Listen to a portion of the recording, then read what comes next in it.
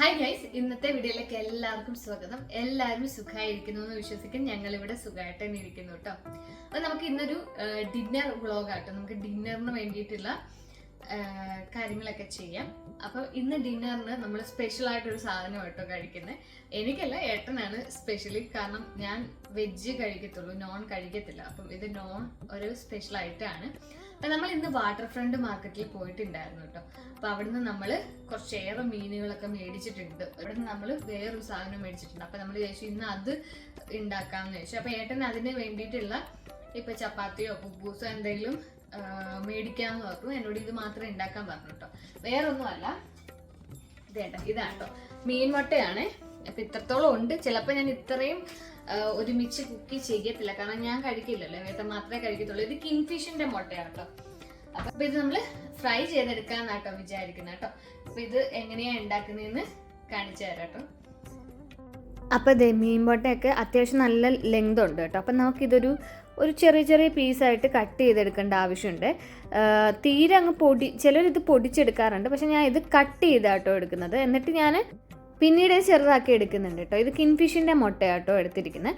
ഇത് ഒരു ചെറിയ ചെറിയ പീസായിട്ട് ഇതുപോലെ ഒന്ന് മുറിച്ചെടുത്ത് വെച്ചിട്ടുണ്ട്. അപ്പം ഇതിലൊരു വഴുക്കൽ പോലെ ഉണ്ടാവും, അത് മൈൻഡ് ചെയ്യേണ്ട. അത്യാവശ്യം നന്നായിട്ട് ഞാൻ വാഷ് ചെയ്ത് വെച്ചതാട്ടോ. ഇനി ഇതിനകത്തിലേക്ക് കുറച്ച് മഞ്ഞൾപ്പൊടി, അതുപോലെ ഇച്ചിരി കുരുമുളക് പൊടി, അതാണെങ്കിൽ ഒരു 1/2 ടീസ്പൂണോളം ഞാൻ ഇട്ടിട്ടുണ്ട് കൂടുതൽ. പിന്നെ അത്രയും തന്നെ മുളക് പൊടി, ഞാൻ കാശ്മീരി ചില്ലി ആട്ടോ എല്ലാം യൂസ് ചെയ്യുന്നത്. പിന്നെ ഒരു 1/4 ടീസ്പൂണ് മല്ലിപ്പൊടി ആഡ് ചെയ്തിട്ടുണ്ട്. ആവശ്യത്തിനുള്ള ഉപ്പും കൂടെ ആഡ് ചെയ്തിട്ട് ഇതെല്ലാം കൂടെ ഒന്ന് മിക്സ് ചെയ്തെടുക്കണം കേട്ടോ.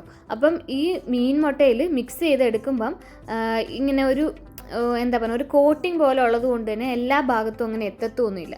അപ്പം നിങ്ങൾ അത് കുഴപ്പമൊന്നും ആക്കണ്ട. എല്ലാ ഭാഗത്തും മസാല എത്തിയില്ല, ചിലയിടത്ത് ഇങ്ങനെ കൂടിയൊക്കെ കിടക്കും. അത് അവസാനം നമുക്ക് റെഡിയാക്കി എടുക്കാം. ജസ്റ്റ് ഇതെല്ലാം കൂടെ ഒന്ന് പുരട്ടിയെടുത്ത് വെക്കുക കേട്ടോ. ജസ്റ്റ് ഇങ്ങനെ പുരട്ടിയെടുത്ത് വെച്ചിട്ടുണ്ട്. ഇനി നമുക്ക് ഒരു പാൻ എടുത്തിട്ട് അതിനകത്തിലേക്ക് ആവശ്യത്തിനുള്ള വെളിച്ചെണ്ണ, ഒരു ഷാലോ ഫ്രൈക്ക് വേണ്ടിയിട്ടുള്ള വെളിച്ചെണ്ണ ആഡ് ചെയ്ത് കൊടുക്കാം കേട്ടോ. എന്നിട്ട് ഓരോന്നായിട്ട് നമ്മൾ ഫ്രൈ ചെയ്ത് എടുക്കുന്നുണ്ട്. ഇപ്പം ഞാൻ ഈ പാത്രം ചെറുതായതുകൊണ്ട് രണ്ടായിട്ട് എടുത്താണ് കേട്ടോ ഫ്രൈ ചെയ്തെടുക്കുന്നത്. രണ്ടായിട്ടെന്ന് പറഞ്ഞാൽ ഒരെണ്ണം ഒതുങ്ങി കഴിയുമ്പോൾ അടുത്തത് ഇടുന്നുണ്ട് കേട്ടോ. ഞാൻ അത് കാണിക്കുന്നില്ല. അതിനകത്തിലേക്ക് കുറച്ച് കറിവേപ്പിലയും കൂടെ ഒന്നിട്ട് ഈ ഒരു ഭാഗമായപ്പം ഇത് എല്ലാം ഒന്ന് ഞാൻ മുറിച്ചിട്ട് കൊടുക്കുന്നുണ്ട്. ഇത്രയും വലിപ്പം നമുക്ക് വേണ്ട കേട്ടോ. അപ്പം കുറച്ചൊക്കെ ഒന്ന് പൊടിഞ്ഞു പോയാലും ഒന്നും കുഴപ്പമൊന്നുമില്ല. ചില ഭാഗങ്ങളൊക്കെ ഇച്ചിരി വലുതായിട്ട് ഇട്ടിട്ട് ഈ ഒരു രീതിയിലാക്കി എടുക്കുന്നുണ്ട്. എന്നിട്ട് ഇതൊന്ന് അടച്ച് വെച്ചിട്ട് വേവിച്ചെടുക്കുന്നുണ്ട്. അപ്പോൾ ഞാൻ ആ പാൻ ഒന്ന് മാറ്റിയിട്ടുണ്ട്. ഞാൻ എല്ലാം ആഡ് ചെയ്തിട്ടുണ്ട് കേട്ടോ. ഞാൻ എടുത്തത് മുഴുവൻ ആഡ് ചെയ്തിട്ടുണ്ട്. ഞാൻ വേറൊരു പാനിലേക്ക് മാറ്റി കൊടുത്തു. വേറെ ഒന്നിനുമല്ല, പാത്രം ഇച്ചിരി വലിപ്പം വേണമുണ്ട്.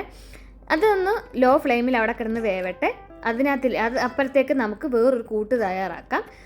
അപ്പോൾ നമുക്ക് മിക്സിയുടെ ചെറിയ ജാറിലേക്ക് നമുക്ക് കുറച്ച് തേങ്ങ ഇടാം, ഒരു പച്ചമുളക് ഇടാം, ഒരു ചെറിയ കഷ്ണം ഇഞ്ചി ഇട്ടിട്ടുണ്ട്, ഒരു 4 വലിയ അല്ലി വെളുത്തുള്ളി, പിന്നെ ഒരു 7-8 ചെറിയ ഉള്ളി, ഇത്രയും കൂടെ ഇട്ടിട്ട് അതിനകത്തിലേക്ക് കുറച്ച് മുളക് പൊടിയും കൂടെ ആഡ് ചെയ്ത് കൊടുക്കുക. കാശ്മീരി ചില്ലി ആട്ടോ ഞാൻ എല്ലാം യൂസ് ചെയ്യുന്നത്.